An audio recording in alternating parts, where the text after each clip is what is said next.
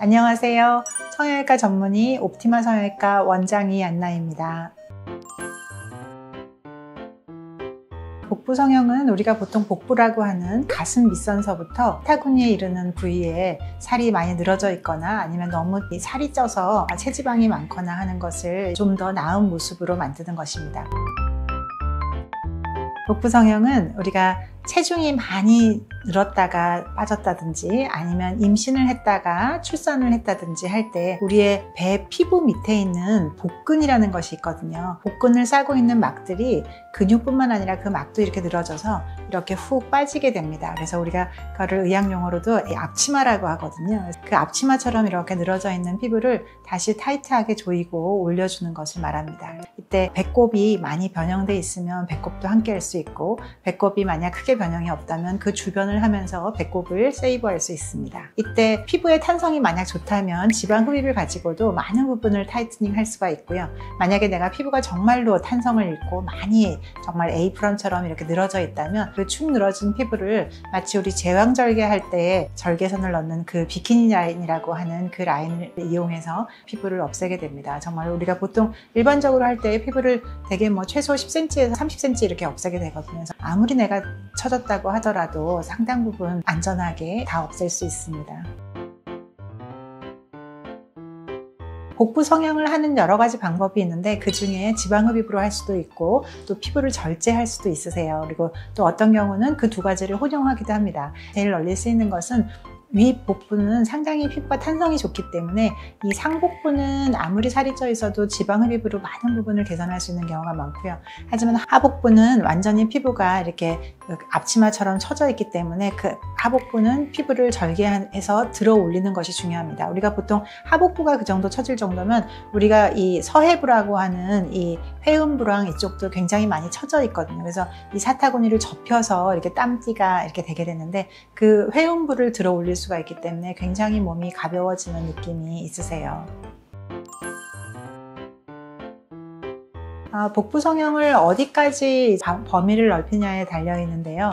우리가 보통 미니 복부 성형이라고 해서 동양인에서 제일 많이 하는 것 같은 경우는 우리 제왕절개 정도를 생각하시면 됩니다. 제왕절개에서 옆으로 좀 더 늘어난다고 생각을 하시면 되시고, 우리가 이제 옛날에 우리 동양 정서에서는 그 흉터가 굉장히 싫었었지만 최근에는 이제 옷을 입었을 때 아웃핏이 굉장히 중요하기 때문에 실제로는 거기에 흉터가 있다라고 하더라도 옷을 입어서 비키니를 입어서 숨길 수 있다면 그 흉터가 의미가 있다고 생각하는 거고, 모든 성형수술은 흉터가 반드시 있습니다. 성형수술도 수술이니까요. 우리가 다치는 거랑 똑같잖아요. 똑같은 봉합을 하더라도 정형외과나 산부인과에서 다른 어떤 질환을 목적으로 했을 때 코맨 상태하고 거기서 난 흉터를 다시 성형외과에 와서 흉터 성형수술을 하잖아요. 그때는 훨씬 더 눈에 안 보이는 상태가 좋은 흉터를 만들 수 있기 때문에 내가 제왕절개 수술하고 난 흉터를 성형외과에서 성형수술한 정도의 흉터라고 생각하시면 됩니다. 그래서 어쩔 수 없는 것은 내가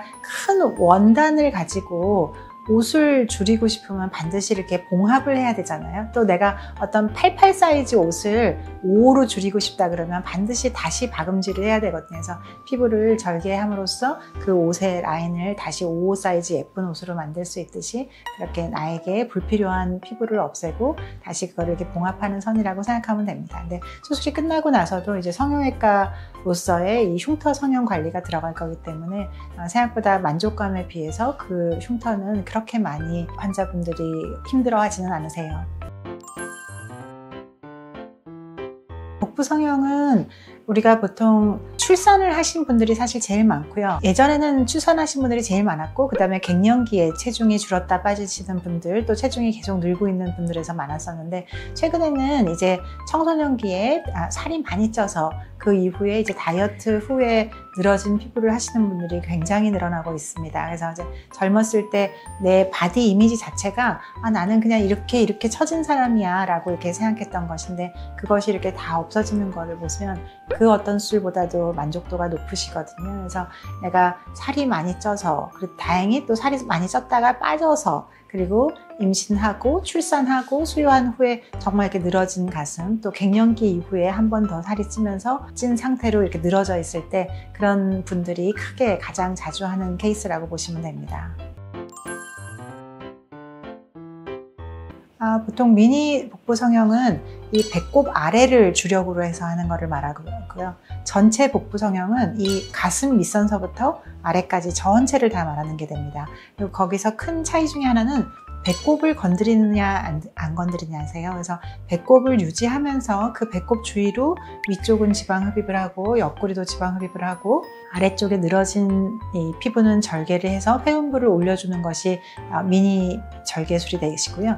전체는 너무너무 많이 처져 있어서 배꼽을 완전히 끌어내려야 되는 경우는 배꼽을 새로 재건해 준다라고 해서 배꼽을 새로 만들어 주거든요. 그래서 그런 경우를 우리가 전체 복부 성형술이라고 생각하면 됩니다. 아무래도 미니 복부 성형술은 훨씬 더 낫는 게 빠르고 불편감도 훨씬 덜하게 되고, 하지만 만족도는 굉장히 높은 수술이라서 내가 더 큰 수술을 받아서 나는 내 몸에 막 엄청 좋은 수술을 했어 라고 생각하는 것보다는 나의 상태, 내 지금 피부의 톤이라든지 어떤 탄력도, 그리고 피부가 얼마나 처져 있나, 지금 현재 몸무게가 얼마인가, 그런 거를 따져서 이 사람에게 미니 거상술을 하는 게 장점이 더 많을지 아니면 전체를 반드시 같이 하는 것이 훨씬 더 장점이 많을지는 의사와 진료를 통해서 이렇게 물어보시면 훨씬 더 좋은 수술을 많이 외상을 주지 않으면서 또 빠르게 회복하면서 하는 계획을 세울 수 있습니다.